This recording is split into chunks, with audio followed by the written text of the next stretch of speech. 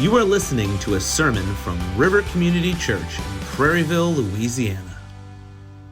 If you have your copy of God's Word with you, I encourage you to open to Genesis chapter 1. I'm going to read the whole thing through chapter 2, verse 3. I don't know why whoever did the chapters of the Bible didn't go all the way through day 7 in Genesis chapter 1. It's a great mystery. But in the beginning, God created the heavens and the earth. The earth was without form and void, and darkness was over the face of the deep. And the Spirit of God was hovering over the face of the waters. And God said, "Let there be light." And there was light. And God saw that the light was good, and God separated the light from the darkness. God called the light day, and the darkness he called night. And there was evening, and there was morning, the first day.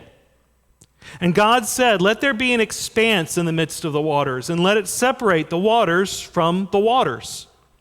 And God made the expanse, and separated the waters that were under the expanse from the waters that were above the expanse. And it was so. And God called the expanse heaven.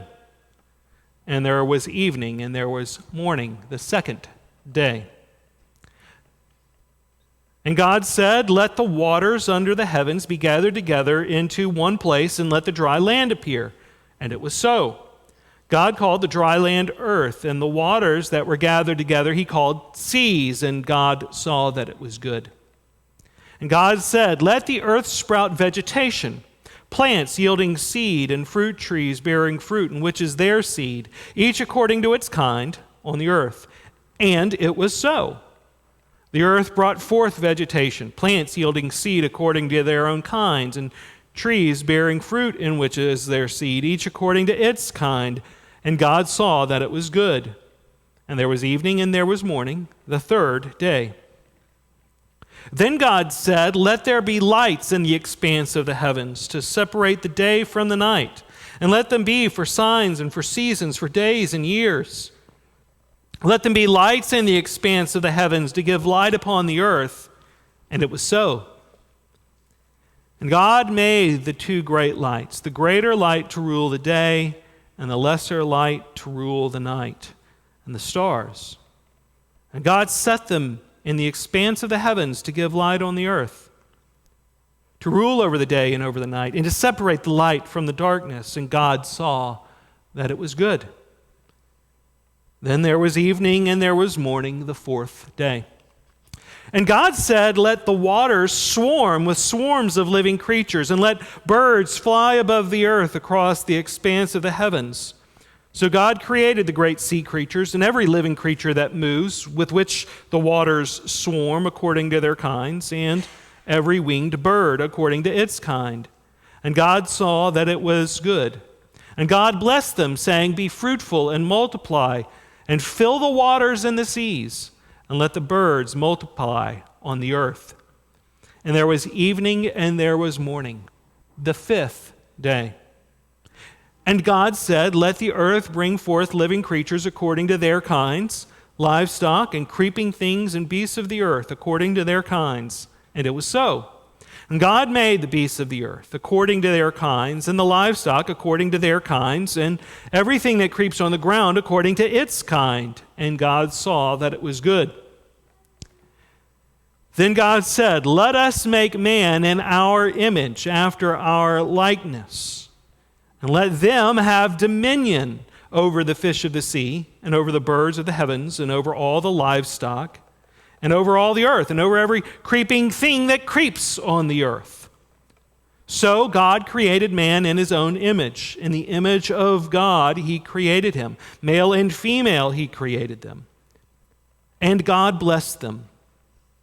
And God said to them, "Be fruitful, and multiply, and fill the earth, and subdue it, and have dominion over the fish of the sea, and over the birds of the heavens, and over every living thing that moves on the earth."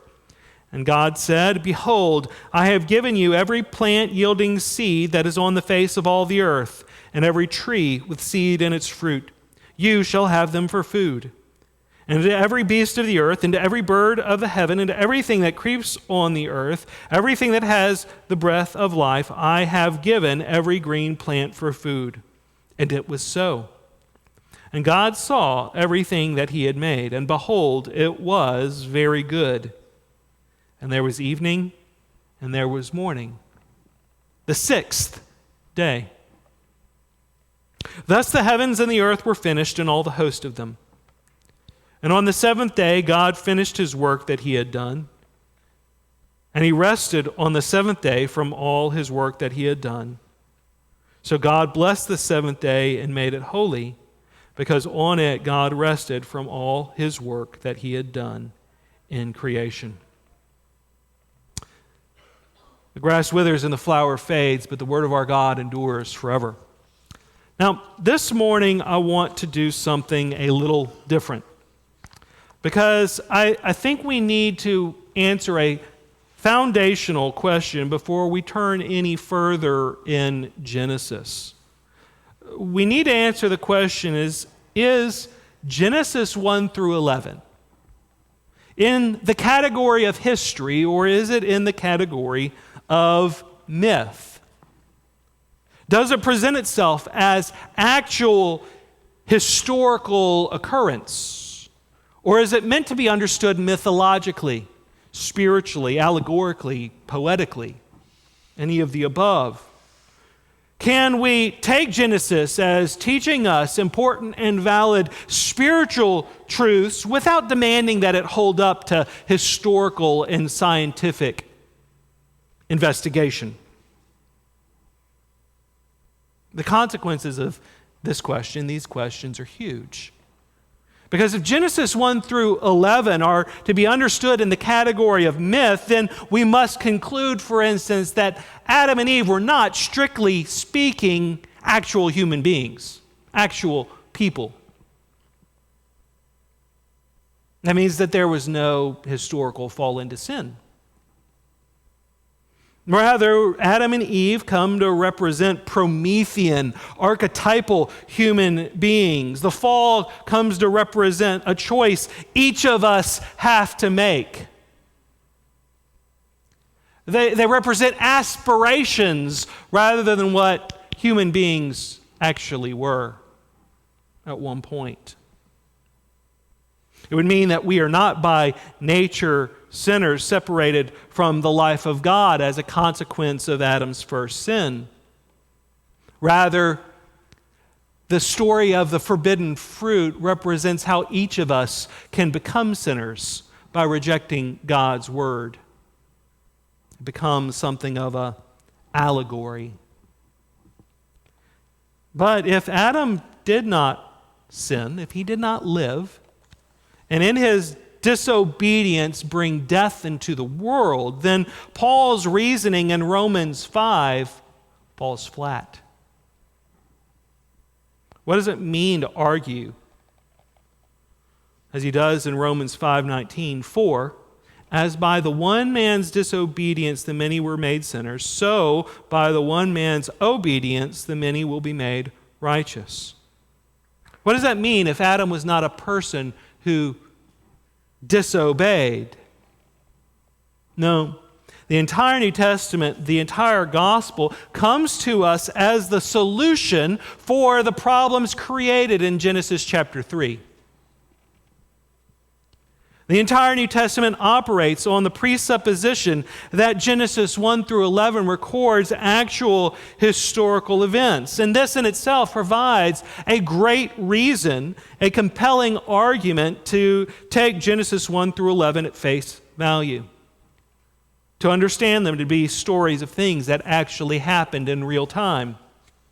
If Jesus, Paul, and Peter were mistaken about Genesis, what else were they mistaken about? Indeed, the first question we need to ask ourselves about Genesis 1 through 11 is, does the rest of the Bible view these chapters as historical? And the answer is an unequivocal yes. However, that's not the only question that has bearing at hand.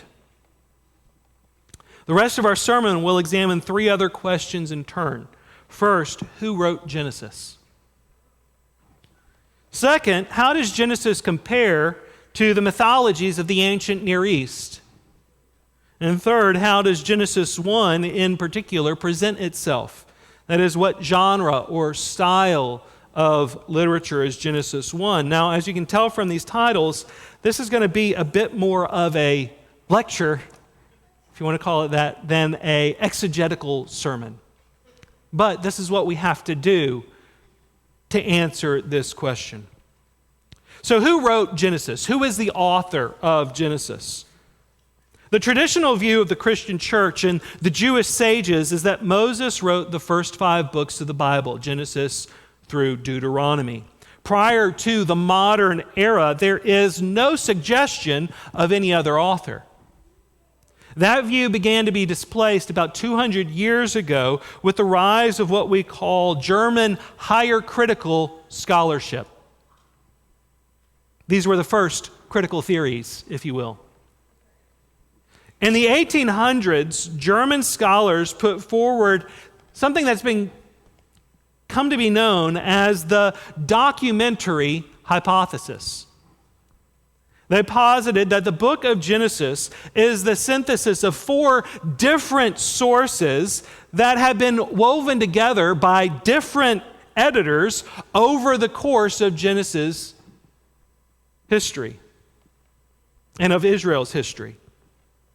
As a result, many scholars today believe that Genesis did not come into its current form until after Israel returned from exile. That means that Genesis, as we read it today, did not achieve its final form until about 500 BC. Thankfully, the documentary hypothesis has fallen on hard times. It's becoming increasingly clear that the stories of Genesis are intricately designed literary units. They're linked thematically with one another. And because of the literary integrity of the book, it's getting harder and harder for scholars to honestly discern different sources and editors, because they read as one book written by one author with one purpose. Nonetheless, outside of conservative and confessional circles, most scholars deny the historicity of the first 5 books of the Bible, and they believe its material is the result of centuries of literary and religious evolution. Specifically, it is the supernatural elements of Genesis and Exodus, their clear prophetic fulfillments in history, and the difficulties that exist with science and the archaeological record that render faith in the historicity of Genesis absurd to most scholars. And with the problem of historicity goes Moses. So, what does the traditional view have to offer us? What internal evidence is there that Moses could have actually written the book of Genesis and the rest of the Pentateuch, the first 5 books of the Bible? Well, here there are 3 subpoints. First, we must begin with the understanding that the rest of the Bible views Genesis through Deuteronomy as written by Moses. Though it's not internal to the book of Genesis itself, internal to the entirety of the book is the explicit belief that Moses wrote the book of Genesis. As early as Joshua 1:7, we have reference to the law of Moses. Ezra, Nehemiah, and 2 Chronicles refer to something called the book of Moses. Likewise, the New Testament treats each of these books as the writing of Moses. And so Jesus will talk about Moses writing. Paul will talk about Moses writing various passages in Genesis. So while Moses is never explicitly named the author, he is given explicit commands to record specific laws, events, and songs by the mouth of God. This work is summarized for us in Deuteronomy 31:9, which says, "Then Moses wrote this law, this Torah, and gave it to the priests, the sons of Levi, who carried the ark of the covenant of the Lord, and to all the elders of Israel." Deuteronomy 31:24 likewise says, "When Moses had finished writing the words of this law in a book to the very end, Moses commanded the Levites who carried the ark of the covenant of the Lord, 'Take this book of the law and put it by the side of the ark of the covenant of the Lord your God, that it may be there for a witness against you.'" Now, I personally understand these two verses not just to be referring to the book of Deuteronomy being written and placed with the ark of the covenant, but all of Genesis through Deuteronomy being taken and placed in the ark of the covenant. Second, Acts 7:22 tells us that Moses was instructed in all the wisdom of the Egyptians, and he was mighty in his words and deeds. Moses was adopted by Pharaoh's daughter, after all, and raised in the king's house as a prince of Egypt. Now, if Moses was raised in ancient Egypt, then Genesis and Exodus should reveal an awareness of ancient customs, yes? Especially Egyptian customs, yes? The question is, do they? Well, yeah. Indeed, they do. Genesis in particular reveals an early and accurate awareness of Egyptian, Canaanite, and Mesopotamian customs, mythologies, and laws. They also share early linguistic similarities and loan words from early in these cultures' histories. So there are, in Hebrew, Mesopotamian loan words and Egyptian loan words. There are Semitic loan words in Egypt. All right? There's a sign that early on there was a mixing of language and quadruple linguism. Archaeologists agree that the customs and lifestyle of both Canaanites and Egyptians are remarkably well portrayed in Genesis. They accurately reflect what archaeologists refer to as the Middle Bronze Age II of ancient history. The descriptions of Egyptian culture in particular reflect an intimate awareness of what life in Egypt was like in the distant past and what they believed. It is highly unlikely that someone who had never lived in Egypt could have written the book of Genesis or the early chapters of Exodus. If we take the Bible's timeline seriously, Genesis would have been written around 1400 BC. The events of the patriarchs, Abraham, Isaac, and Jacob, would have dated as early as 2000 BC, with Joseph going to Egypt somewhere around 1800 BC. Third, the book of Genesis and Exodus reflect an intimate awareness with the myths of the ancient Near East and of Egypt in particular. Now, I'll return to this in my next point, but here I emphasize that Genesis 1 through 11 bears all the markers that we would expect of an author writing around 1400 BC with a royal education in religion and law. Bruce Waltke writes that the book of the covenant in Exodus 20 through 23 shows too much resemblance to the code of Hammurabi to have arisen independently from it. But on the other hand, their differences are too great to support a theory of direct dependence upon that code. In other words, there are way too many similarities between the code of Hammurabi, which was written in 1700 BC-ish, and the law of Moses, for them to have arisen totally autonomously and independently. But they're too different to say that Moses or some author used that as the framework of the book of Deuteronomy. Rather, Hammurabi represents a legal language that is reflected in the law of Moses. Similarly, Genesis, Exodus, and Deuteronomy show an intimate awareness of Hittite suzerainty treaties. And these suzerainty treaties lie in the background of the way Moses records the Genesis covenants and of the covenant of Israel in Exodus.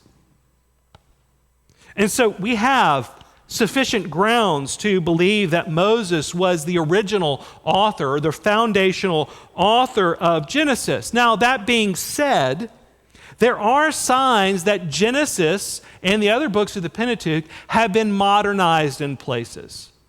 And I use that language intentionally. There are signs of editorial adjustments. But most of these editorial revisions amount to updating the names of places and people so that modern readers in Palestine know what the names of these people mean.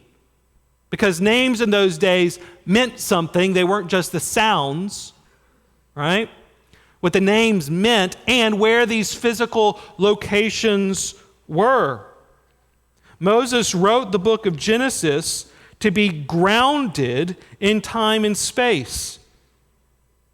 And so these details, making sure the name of a town is updated, helps the Israelites to know, oh, that's where this happened. One example of this. We read in the book of Genesis, at the end of the book, and in the beginning of Exodus, that the Israelites, when they settled in Egypt, settled in a place called Ramses. Now, secular archaeologists will throw a hissy fit here and say that there is no archaeological evidence that Semitic people ever lived in Ramses, and that is true. But if you go down a couple of layers in the archaeological record, there's this other city called Avaris. Same location, centuries earlier, and not only does the archaeological record of Avaris show that there was a massive, we're talking millions of people who were of Semitic culture and language, it also appears in the archaeological record that those people disappeared overnight. That there were millions of people living here one minute, and then they just seemed to have vanished. Now, I wonder what could account for that. A lot of the archaeological issues with the book of Genesis and the book of Exodus is because archaeologists are looking in the wrong place. And there's a whole reason for that that's beyond the scope of this sermon. But my point is to say that the modernizations, that the redaction, the editorial adjustments to the book of Genesis are faithful. And they don't threaten a doctrine of inerrancy. Okay, so that brings us to the second point. How does Genesis compare to the mythologies of the ancient Near East? Let me say again that the books of Genesis and Exodus reflect an intimate awareness with the myths of the ancient Near East and of Egypt in particular. There are frequent allusions to these mythologies within Genesis 1 through 11. However, the nature of these allusions to myth do not signify dependence any more than the law of Moses signifies dependence on Hammurabi. Rather, scholars are agreed that the allusions to myth in the book of Genesis are wielded polemically. They're wielded, they're displayed, they're used as an argument against the prevailing beliefs and mythologies of the pagan world. They're antagonistic to these myths. And the author of Genesis consistently demythologizes the very allusions that he makes. Kent Hughes states, the opening lines of Genesis would forever establish a true understanding about God, the universe, and humanity. Moses began with a radical and sweeping affirmation of monotheism over polytheism. His style was one of calm, majestic, measured grandeur. Moses did not condescend to mention the pagan worldviews, but answered them through deliberate, solemn utterances that dismissed the opposing cosmologies by silence and subtle illusion. So one of the things you'll frequently see scholars compare the book of Genesis to, especially these first 11 chapters, is a Babylonian myth called the Enuma Elish.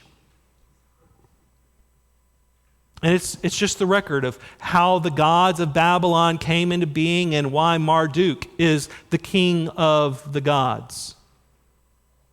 And scholars will like to reference this a lot. Now, in Genesis 1:2, we read that darkness was over the face of the deep. Now, that word deep in Hebrew is tihom. And a lot of scholars say there is an allusion to the Babylonian chaos god, Tiamat. Now, if you play video games, you know the name Tiamat for a different reason.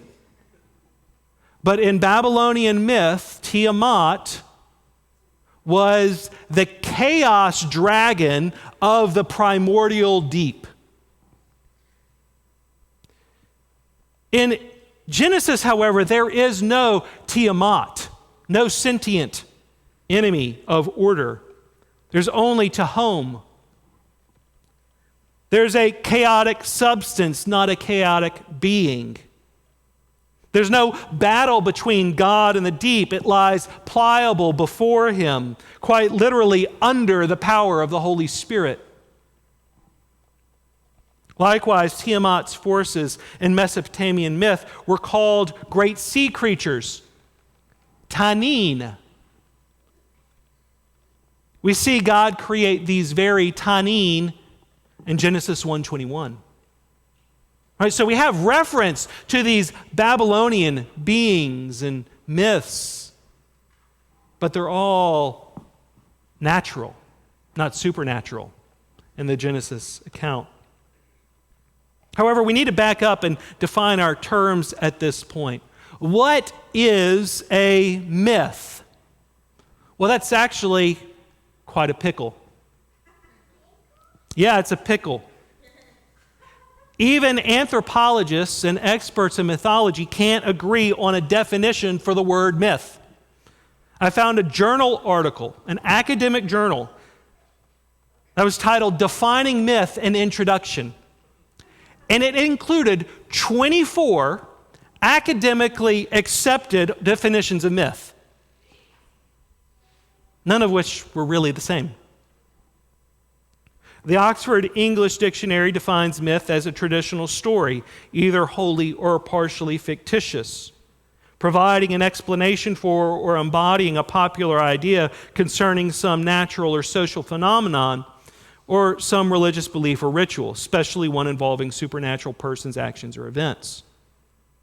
Karen Armstrong, in her book, A Short History of Myth, says, mythology is an art form that points beyond history to what is timeless in human existence, helping us get beyond the flux of random events and glimpse the core of reality. However, as I was doing my research on this subject and trying to figure out how to define myth for you guys, I noticed something interesting. Nearly all academic experts in mythology include Genesis in their research sample. However, Genesis is clearly different from ancient Near Eastern myths in some foundational areas. And if, for the sake of argument, we remove Genesis from that sample set, then it becomes a lot easier to define and demarcate myth from history. Now, I'm no expert in ancient Near Eastern mythology, so let me summarize what archaeologist and Old Testament scholar John Currid writes on this subject. This is from his book, Ancient Egypt in the Old Testament. And examining the mythological and cosmological systems of the Egyptians, the Mesopotamians, and the Canaanites, he notes that within their differences, they all rest on the same basic four ideas. So ancient mythology rests on these four ideas. First, all three societies believed in polytheism, the worship of many gods. These polytheistic religions identified the gods with the powers and elements of the universe. They gave names to natural phenomena and endowed them with personalities. Thus, the gods were totally immanent, merely part of the universe, and the gods were not all powerful, so that the god's power never exceeded the power associated with the natural phenomenon. In other words, there was a god of lightning, and his powers were that of lightning.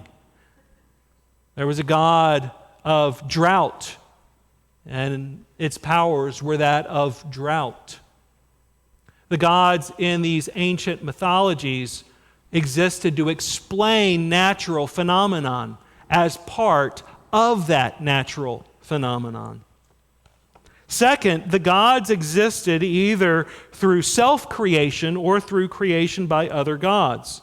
This theogony played a vital and pivotal role in the cosmogonical texts from Egypt and Mesopotamia, almost all of which focused on the origin and genealogy of the gods. Most creation accounts serve to establish and justify the particular culture's pantheon and hierarchy of the gods. So these myths are mostly about where did the gods come from, not where did the world come from. Third, according to ancient polytheism, the true power of the universe was magic. The God who performed the greatest magical feats was considered the most powerful. Ancient peoples also relied on magic to manipulate even the gods for their own benefit. The reason that Marduk in Babylonian myth was the chief of the pantheon, was the king of the gods in their worldview, was because Marduk had the most powerful incantations. Magic was something outside of him that he knew how to use. Fourth, humans were basically viewed as insignificant. They possessed little dignity and worth and were thought to be made as slaves to the gods. They had no freedom since the whim and fancy of the gods decided the direction and outcome of their lives. He then summarizes. The Hebrew conception of the universe differs radically from the other ancient Near Eastern cosmologies. Whereas the ancient Egyptians, Mesopotamians, and Canaanites sought to explain the structure and operation of the universe in terms of gods who personified nature, the Old Testament speaks of a deity who is apart from the universe, who began the universe and was completely sovereign over its operation. To these four observations of Currid, I would add two of my own. First, generally speaking, the mythology of the ancient Near East was recorded in the form of poetry. They were not written as prose. They were not written as historical narratives. The ancients handled their mythology with the flexibility and symbolism that came with poetic expression. Likewise, there's a strong indication that the ancients did not consider their myths to be, strictly speaking, historical, because myths are not presented in history. They're presented outside of, beyond, and before history. In another way, the ancient myths are presented as contemporary. They're ongoing stories that define the cycles of the natural world. So unlike Genesis, ancient myths are not presented in any sort of historically rooted manner. Second, the mythology of the ancient Near East was fluid and flexible. While the broad strokes of mythology remained across remained the same across Mesopotamian or Egyptian cultures.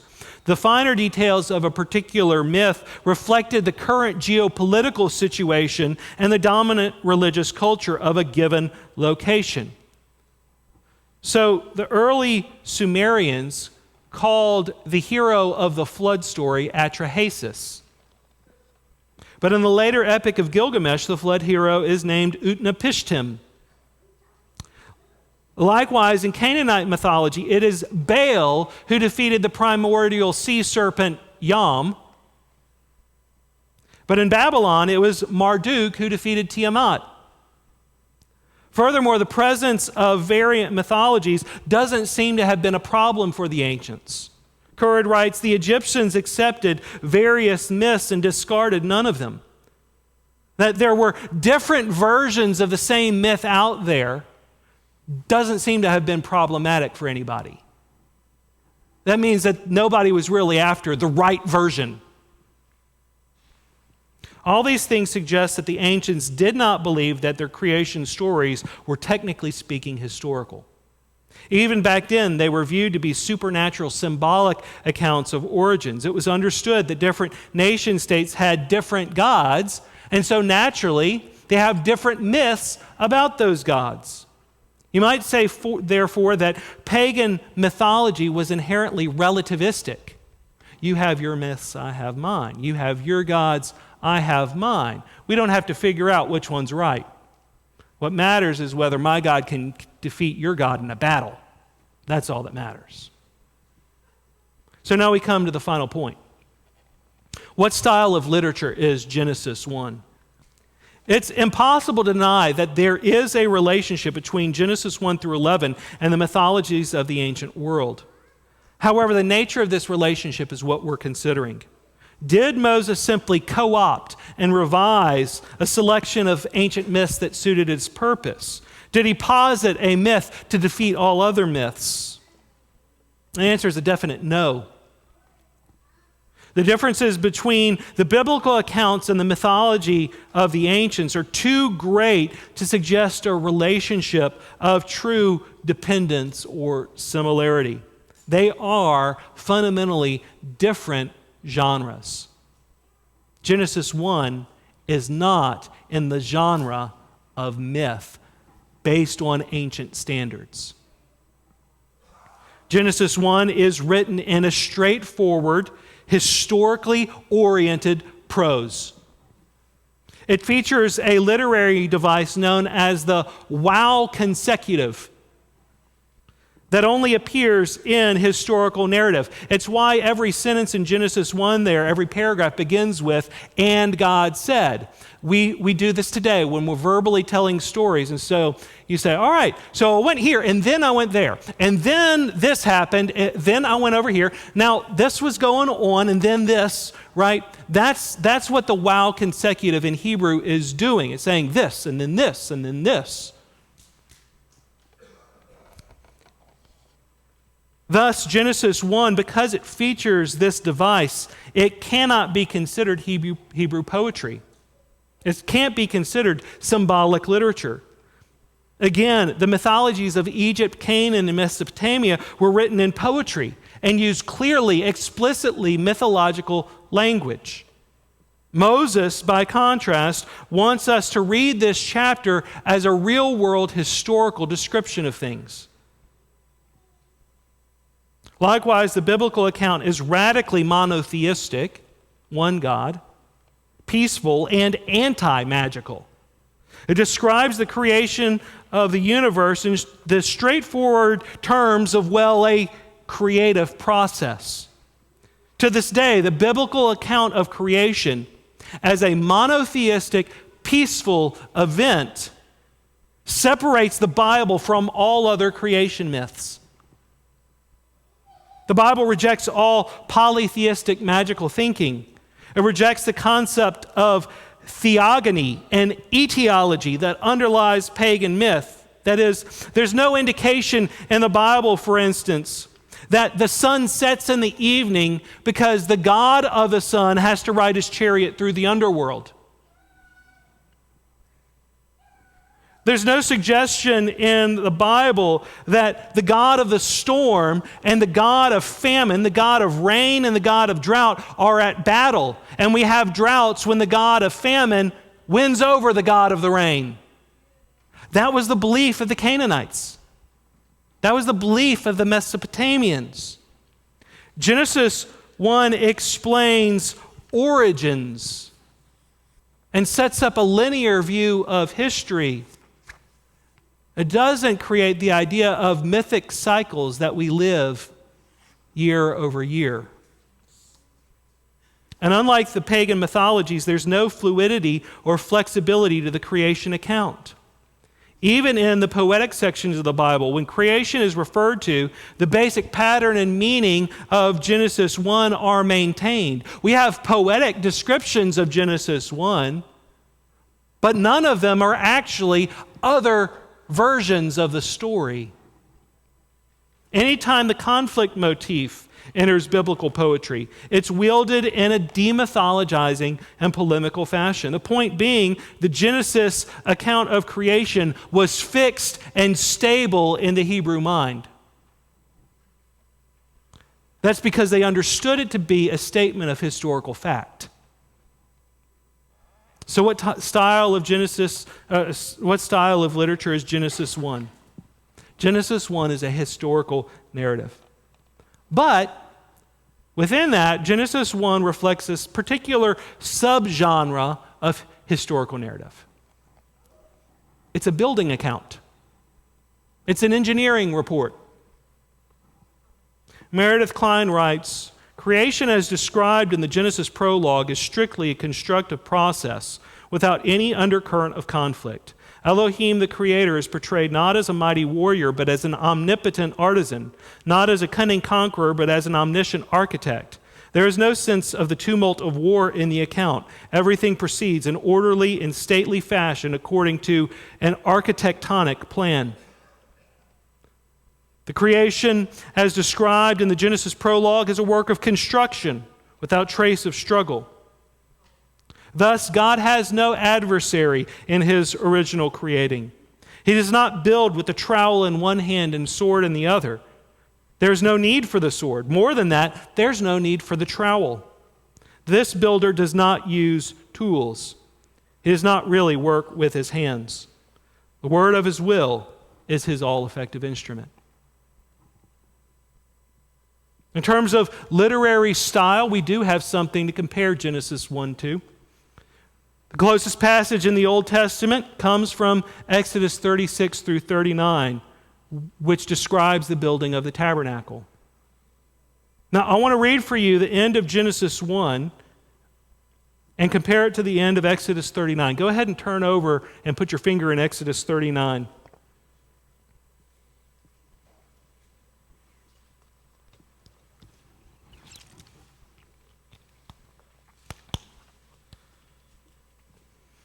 So Genesis 1 verse 31 begins, "And God saw everything that he had made, and behold, it was very good. And there was evening and there was morning the sixth day. Thus the heavens and the earth were finished, and all the host of them. And on the seventh day God finished his work that he had done. And he rested on the seventh day from all his work that he had done. So God blessed the seventh day and made it holy, because on it God rested from all his work that he had done in creation." Now compare that with Exodus 39, 32 through 43. "Thus, all the work of the tabernacle of the tent of meeting was finished, and the people of Israel did according to all that the Lord had commanded Moses. So they did. They brought the tabernacle to Moses, the tent and all its utensils, its hooks, its frames, its bars, its pillars, and its bases." And here all the things that were made for the tabernacle are listed. And then jump down to verse 42, which reads, "According to all that the Lord had commanded Moses, so the people of Israel had done all the work. And Moses saw all the work. And behold, they had done it." You might say, it was good. "As the Lord had commanded, so they had done it. Then Moses blessed them." Do you hear the similarities between these accounts? It's because they serve the same function. They describe the conclusion of a construction project, their evaluations of the constructive work done. And there are so many biblical theological consequences to this idea, because that the description of the tabernacle being made is reflective of the earth being made. But so what? Does it really matter if these chapters of Genesis are history or myth? I want to go back to what I said at the beginning. Because the rest of the Bible views Genesis as recording actual verified history. It treats Genesis as the inspired word of God through Moses. And if the New Testament views Genesis as real-world history, but Genesis is mythology or historically mistaken, then that means that not just Genesis is mythological and historically mistaken. It means the entire Bible is mythological and historically mistaken. It means the Bible is not what it claims to be. It is not the inspired Word of God. If we say that God does not lie, but Genesis is basically a lie, then God did not write it. God is not behind it. You see, as soon as we categorize Genesis 1 through 11 as myth, we basically force the rest of the Bible into that category. If Genesis is not historically accurate, the rest of the Bible can't be either, because it's based on Genesis and on the assumption that Genesis is true. Thank you for listening to this sermon from River Community Church in Prairieville, Louisiana, where you will always find biblical preaching, meaningful worship, and the equipping of disciples. For more information on River Community Church and its ministries, please visit rivercommunity.org.